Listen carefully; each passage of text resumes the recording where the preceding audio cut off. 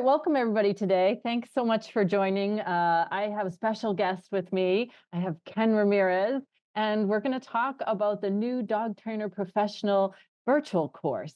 So, Ken, if you want to just introduce yourself. As you said, my name is Ken. I am the Executive Vice President and Chief Training Officer for Karen Pryor Clicker Training and, of course, the Karen Pryor Academy. And my main role is overseeing the educational mission and vision of the courses that we offer and the programs that we offer to the public. In general, what kind of changes have you seen in the dog training field since you've joined Karen Pryor Academy? The dog training profession is a constantly evolving profession, and one of the things that I'm really pleased about is that I feel like organizations like ours are making a significant impact because you are beginning to see more and more trainers embrace the idea of positive reinforcement, understand the benefits of positive reinforcement. There are now many organizations that support positive reinforcement, that certify positive reinforcement trainers, or that certify things like Fear Free and other organizations that for me, seeing that shift and seeing that change, I remember when I started in this field, and I have actually this year will mark my 50th year in the field.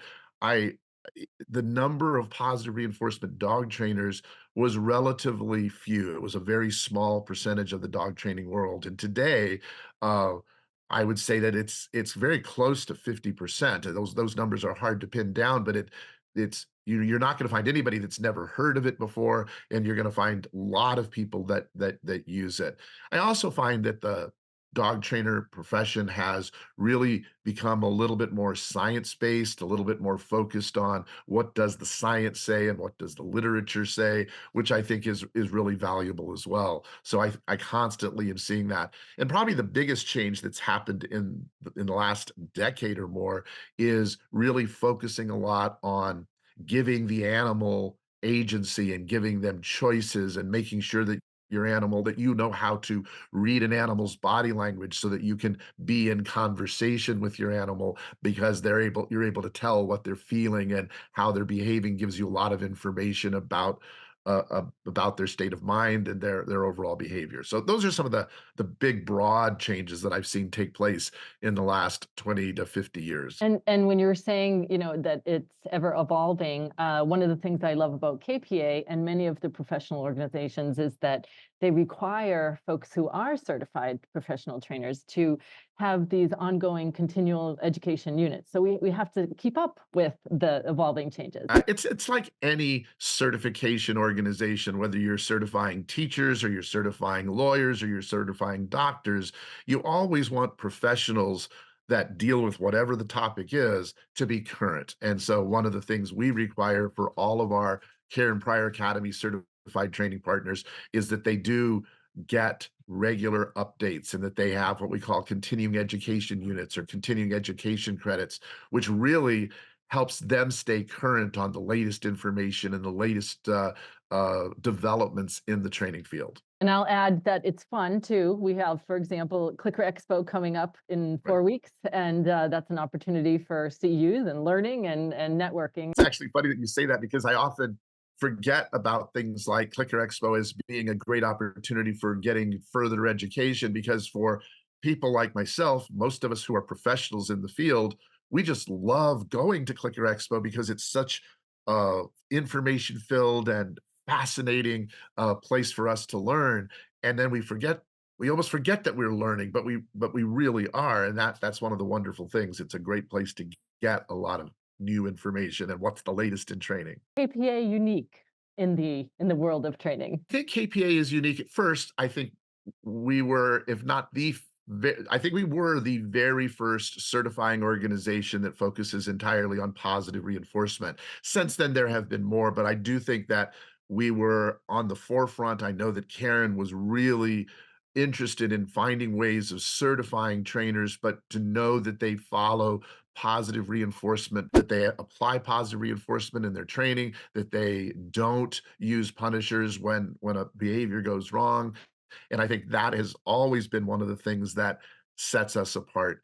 But I also think that another thing that makes KPA unique is we do have a wonderful group of passionate instructors, you, of course, being one of those instructors, but those instructors help carry forth the enthusiasm to all of our students. We have at this point well over 2,500 certified training partners all over the world, and I think that that passion that you see in our trainers is remarkable because these are people that are passionate about providing excellent animal care. They're passionate about teaching positive reinforcement training to others, and I think that really is one of the things that stands out when you meet someone who's a certified training partner from the Care and Pryor Academy. What prompted the virtual course at this time? That's a good question because, you know, for more than 15 years, we provided quality education and we were very convinced that we had to see every single trainer that we certify in person, live, etc. And I'm sure that we would have developed an online version eventually someday in the future. But I will say it was one of the benefits of the COVID pandemic that forced us not to be able to have in-person workshops, and we had to quickly adapt our programs to be able to work with students who were confined to their homes for the pandemic.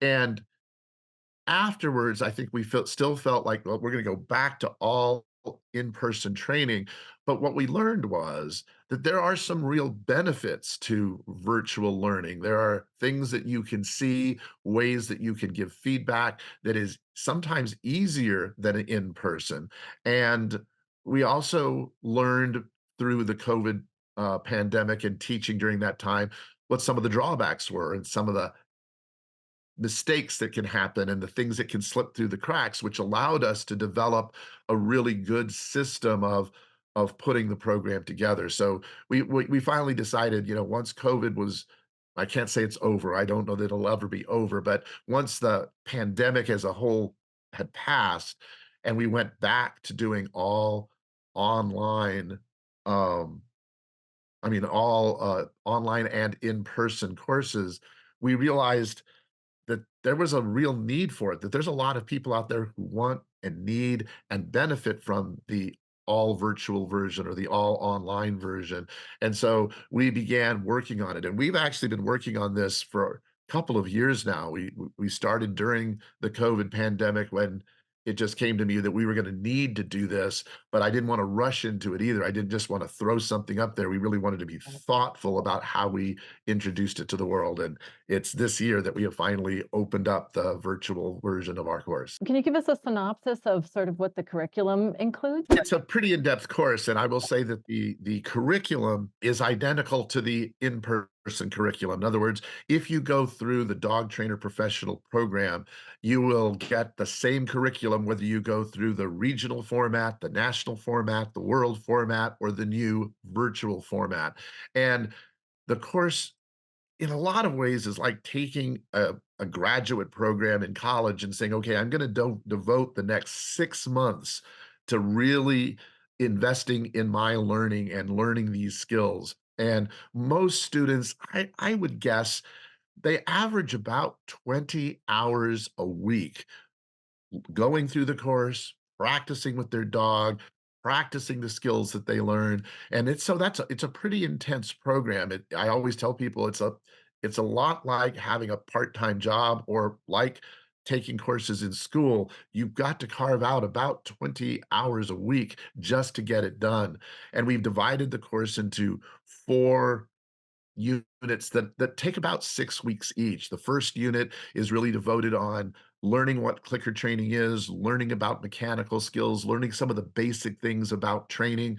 We also introduce people to tag teach, which is about teaching people skills. We also give a few business lessons to teach people about setting up a business.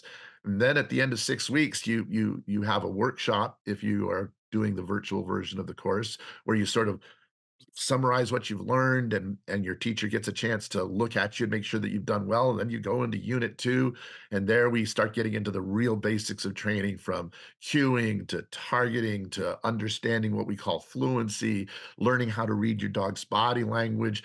And we also begin introducing people to things like behavior chains, and they get another tag teach lesson and another business lesson, and then they get another workshop where they meet with their teacher, see how they're doing with their skills, get evaluated on those skills, and then go back out and jump into unit 3, which starts getting into more advanced topics, more advanced fluency topics, more things about managing your cues and dealing with the complex chains, complex behavior, problem solving.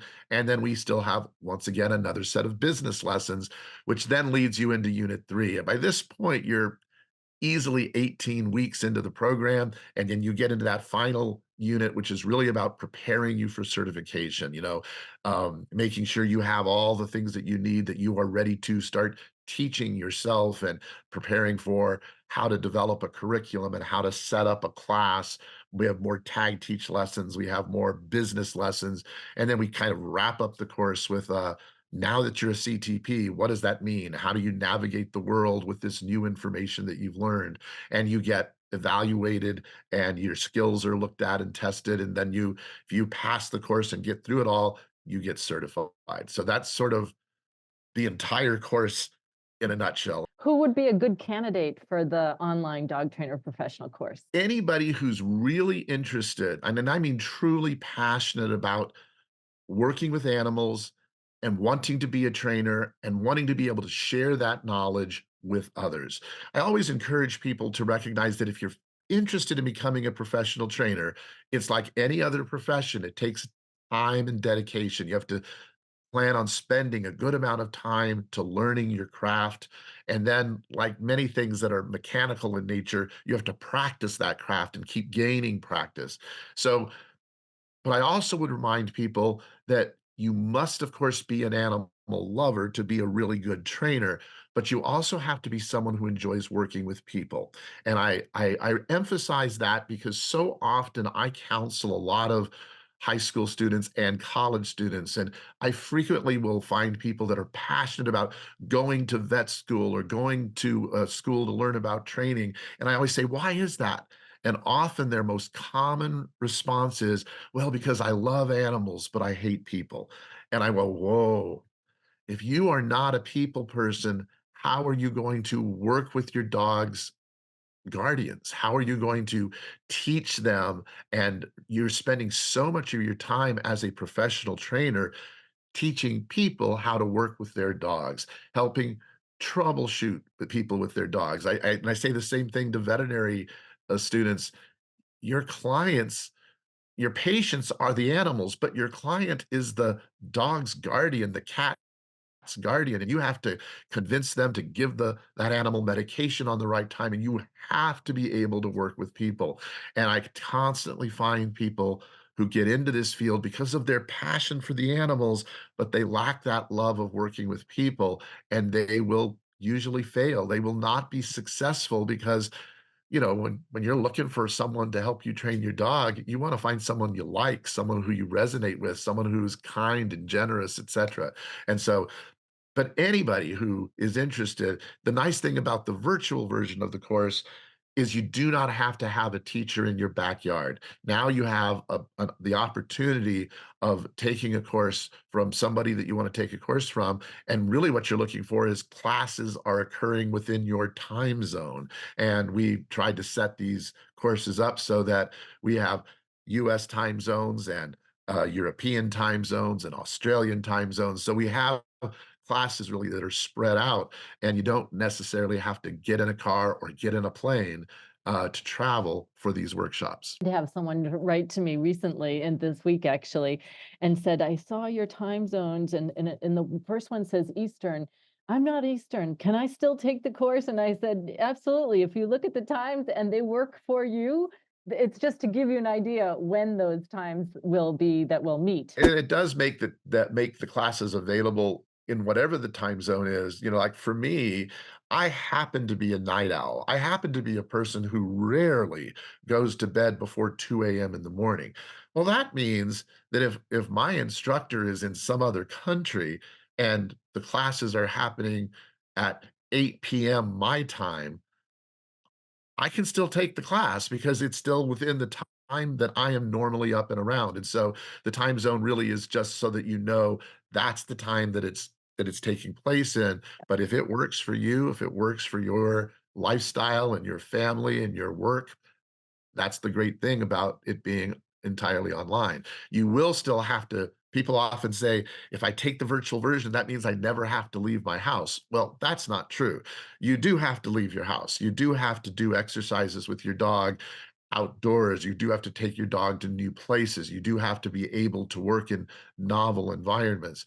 So it's not a course for somebody who wants to stay locked in their apartment and never get outside. They do have to get outside, but they're not restricted by where their instructor is located in any way, shape, or form. For folks that always wanted to do KPA, but maybe travel or for other reasons, they found the in-person version was going to be a challenge for them. What would you say to them about the new virtual version? Nice thing about the new virtual version is that there's benefits for a lot of different types of people. For those that work in a normal time frame and they can't get off for for classes, you can find a time zone that works for you.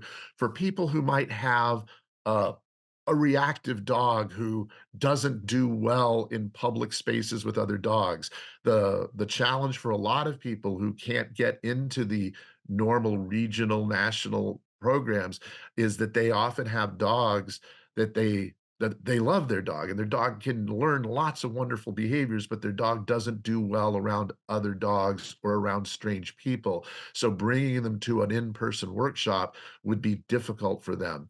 This opens the door to many of those individuals being able to take the course and work with their dog at home.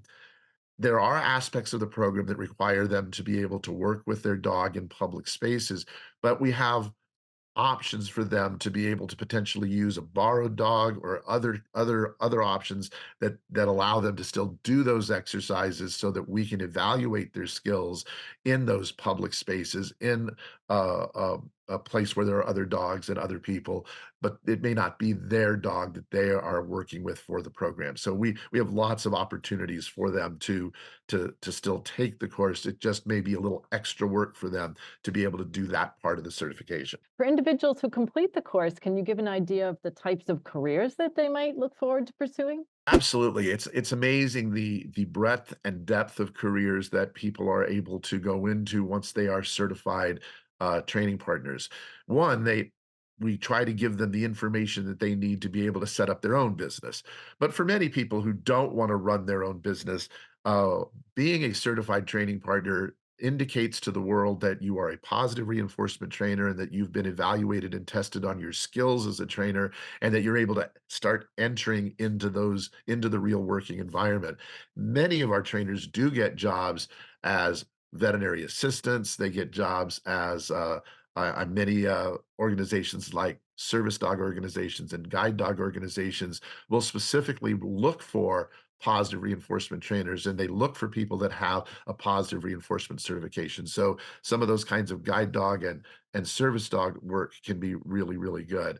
Also, a lot of trainers set up businesses where they want to teach classes for obedience or for agility or for barn hunt or for you name the sport nose work, and oftentimes those organizations are looking for professional trainers who want to come into their organization and to teach a class, and so that it gives you the opportunity to be able to do the kinds of classes surrounding an area of specialty or an interest for you.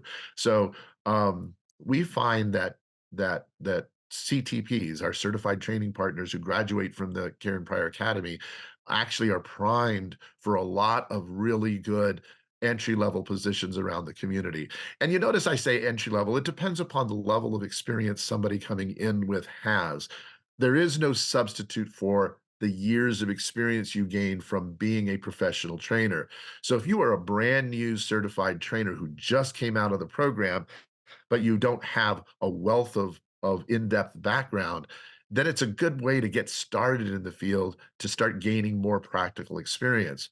On the other hand, if you've been an experienced trainer for 20 years, but you just never took the time to get certified, that's becoming much more important for a lot of organizations. And so oftentimes we will have really skilled trainers who go through the course, not because they want to learn to train, but they want to get the certification, to get the credentials to show the world that they have been tested on their skills and are shown that they're good. And those individuals, of course, are ready to jump into leadership positions in quite a variety of organizations. But the certification is just that extra badge of honor that helps let the world know that you've gone through education to be a professional trainer. I've had people that have been new to the field as well as have a vast experience and everything in between in my classes, which is really nice, which leads me to the certified training partner. You know, the Q is in the title, partner. Yeah. So I really think, again, the group of people who have graduated from the program are always great resources too, in terms of if you're looking for which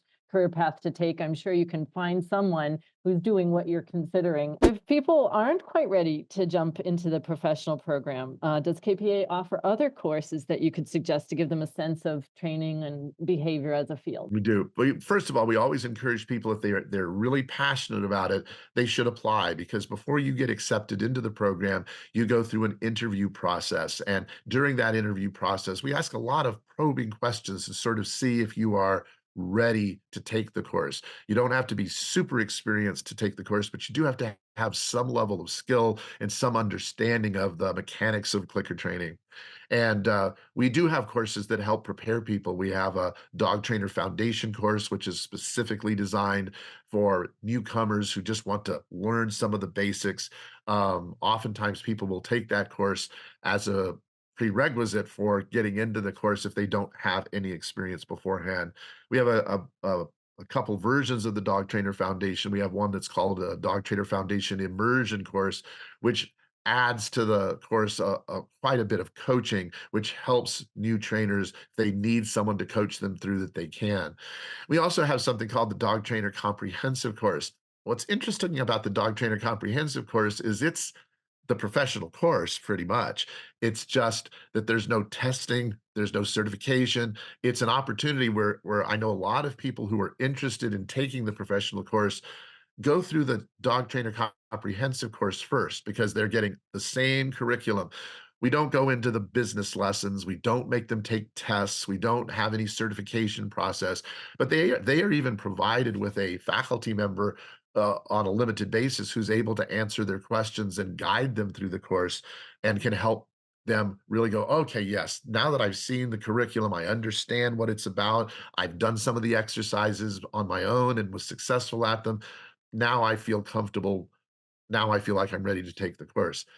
Plus, in addition to those courses, those are ones that are very definitively tied into learning to be a trainer and becoming a professional trainer. We have a wide variety of other courses, like we have a course on shelter and enrichment training for people who work in shelters. We have a a better veterinary visits course for people who want to prepare their pets for working with a veterinarian and working with a veterinary technician.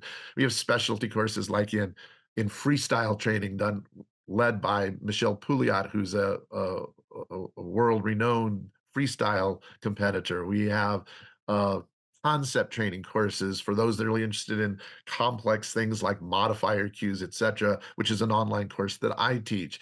So we have a wide variety of courses that we offer. They're not all necessarily leading to certification, but they are there to help enhance your education either before or after you complete the dog trainer professional program. Anything else that I haven't asked you that you'd like to talk about regarding KPA and the new virtual professional dog trainer program? I guess I just would like to say I welcome anybody interested to looking into it more. Look at our website, go through the interview process to see if you're really a good candidate for the program.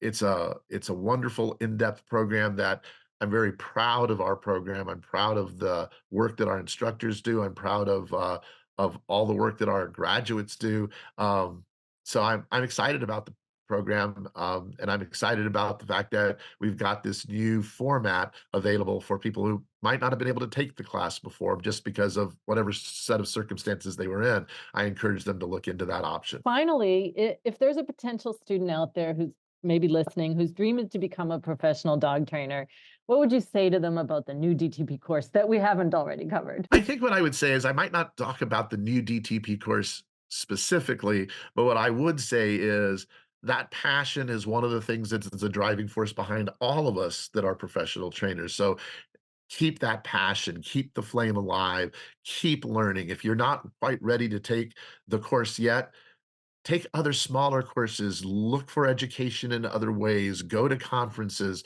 keep an open mind. And that's probably the most important thing that I tell all of our anybody in our profession. There's new information being learned all the time. And it doesn't matter if you've been in the field 5 days or 50 years like I have, you are constantly learning new things, you're discovering new things, and so I always remind people that no matter where you are on the spectrum of learning about animals, to keep an open mind about it and be willing to listen and learn new things, and don't necessarily take everything you hear at face value. Question it. Make sure you say, "Well, where can I read more about that? How can I learn more about the science behind that? Where can I find trainers who use this particular tool or this particular technique?" That curiosity is the kind of thing that will keep you engaged, keep you excited about the profession, and keep you going. It's certainly one of the things that's motivated me. I wouldn't have been in the field for as long as I have been if it weren't for that constant curiosity and that desire to learn more. Thank you so much for your time today, Ken. It was a pleasure talking to you, as always. Thank you, Terry. I thank you for all the hard work you do in putting into this program as well. So thank you for that.